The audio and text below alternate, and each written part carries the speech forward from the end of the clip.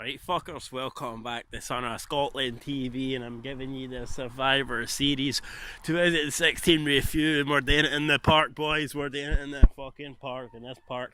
You know what, man, it's a pretty scary park. It's almost as scary as the prospect of sitting down and watching 11 hours of fucking wrestling. You've got 6 hours on Sunday, you've got Raw next night 3 hours, then you've got SmackDown 2 hours on Tuesday.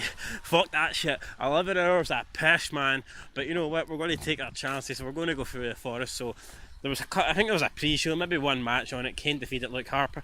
Fuck, it's pissing down with rain, man. Yo, fuck, you see that shit? Look, the whole life up, man. It's raining down, man. It's just like the ratings are tumbling down in WWE, the rain is tumbling down here in the Moat Park. But anyway, so with the Kane defeating Luke Harper in the pre-show, moving on, we kick off with the women's match in Raw against SmackDown. I predicted Raw to win this, and they did. I mean, Raw's got the big names. Sasha and Charlotte just headlined the Hell in a Cell pay-per-view, first time ever.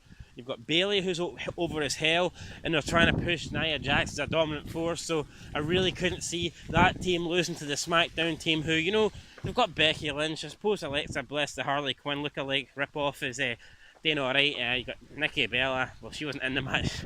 Natalya Always Jobs. She actually replaced Bella. Naomi and Carmella.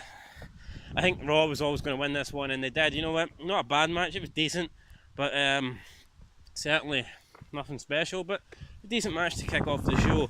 Next up, we did The Miz taking on Sami Zayn, and for the IC title. If Sami Zayn wins, the IC title goes to Raw. And Sami Zayn did not win, thank fuck. The Miz won. And it was, didn't really pay much attention, to be honest. It was fucking, the only thing I'm only waiting for the Survivor Series matches, and Goldberg versus Lesnar, so The Miz wins. I'm glad. Sami Zayn sucks, don't want the belt to go on him. I predicted The Miz to win, so I'm 2-2 so far.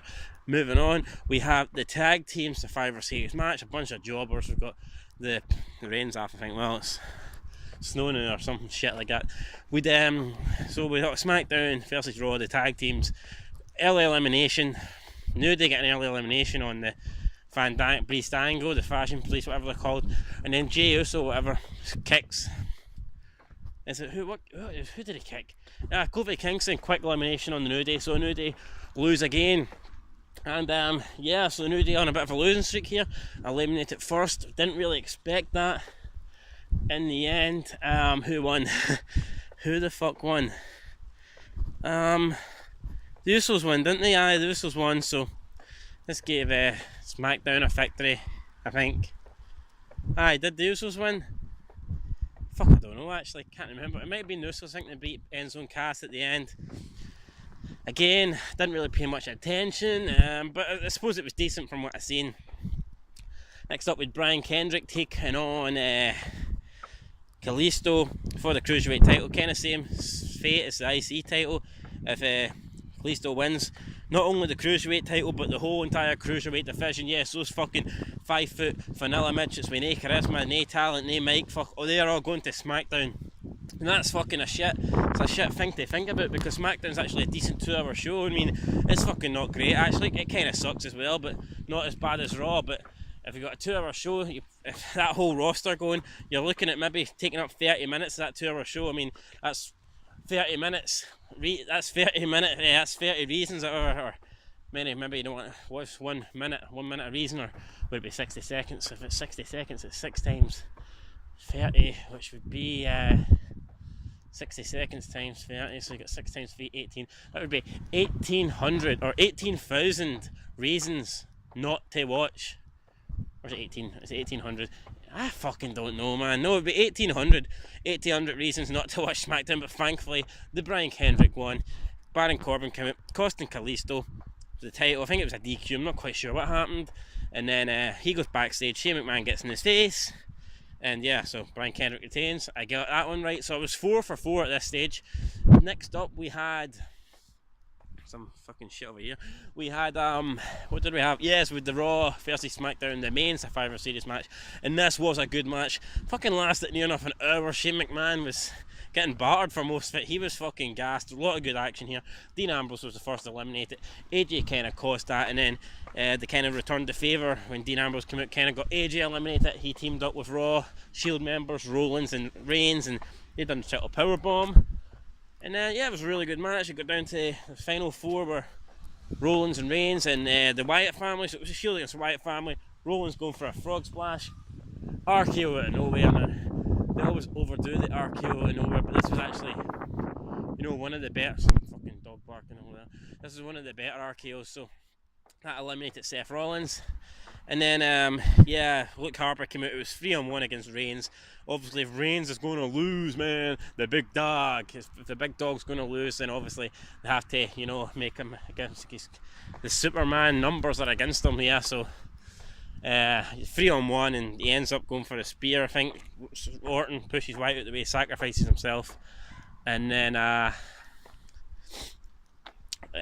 Bray Wyatt gets a Sister Abigail, dodgy as fuck looking Sister Abigail, and Roman, it didn't look sore because Roman's head didn't even touch the mat, but it kind of bent and shit, and it just looked weird, looked awkward, fucking weird looking bin. Could do a wee wash, scrub. Anybody want to come down here? Scrub, get a wee scrub, get the shite stains off that, like the shite stains are all over WWE. And then in the main event, this match has been talked up for ages. The first match was shit. Yes, Goldberg versus gotta sit down. The Goldberg versus Lesnar Mania 20, I think it was. Yes, WrestleMania 20, fucking dog shit. They talked this match up. It's going to be the real match. It's going to be Brock Lesnar's revenge. We're going to finally find out who is better. Goldberg versus Lesnar. Oh, let's promote the game. What happens? Goldberg beats him in like 2 fucking minutes, so less than 2 minutes. All this build up, all this anticipation. Who's going to win? Lesnar's going to win. Goldberg's going to win. 2 of the most dominant forces, and Goldberg treated it was like Brock Lesnar. It was like Brock Lesnar was one of the fucking guys on Goldberg's like 178 streak, but only he wasn't like one of the bigger guys near the end of the streak. He was like fucking a guy at number 5 or something on the streak. He just smashed him. Like Brock Lesnar, it didn't make any sense. A big match like that, Brock Lesnar should have came out and pounded him. He lifts him up, he kind of throws him in the corner and just looks at him like laughs. And you're thinking, what the fuck? I mean, you've just lifted him up. You should be digging in the shoulders, man, shouldering him in the corner. But no, Brock's just, he sits him down, pats him on the head. You go, you alright, wee Goldberg, man? Don't want to hurt you. And then fucking smells at him. Goldberg with a big push. Brock Lesnar falls in his ass. As he's getting up, spear! Gets up again, spear, and you think, oh fuck, 2 spears here. So they're starting the match off with finishers, signature moves. Not a bad start, but we've kind of seen this thing before, but they kick out, and then so Goldberg going for the jackhammer. At this stage, you're kind of thinking I thought maybe that Lesnar's going to counter the jack. Either 2 things. Lesnar's going to counter the jackhammer into the F5, and then, they're both going to be down for a bit, and when they go up, that's like when the match is going to start properly.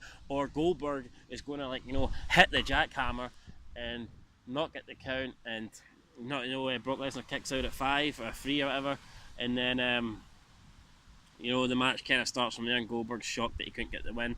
That's not what happened. Goldberg got the 3 count, and it was fucking it was crazy, all that talk, all that build up for nothing. So don't quite know what to make of it. Goldberg wins in less than 2 minutes, and Brock Lesnar looks like a bitch. So kind of weird. Brock Lesnar beats the streak. Brock Lesnar kills the entire roster just for a WCW guy to come in and get the win on Brock Lesnar. I'm pretty sure this isn't going to be the last Goldberg match. I mean, I cannot, but if this is the last we see of Goldberg, it would be terrible, and it's not. I'm sure it's not how he wants to go out, and I'm pretty sure it's not how WWE want Lesnar to look over time. Years, you don't want to be looking years back and going, it's bad enough being 2-0 against someone, but to be 2-0 in like one of the matches, to be that fucking short and dominant against you, it would not be good. So there you go, guys. I mean, the 5-on-5 match was really good.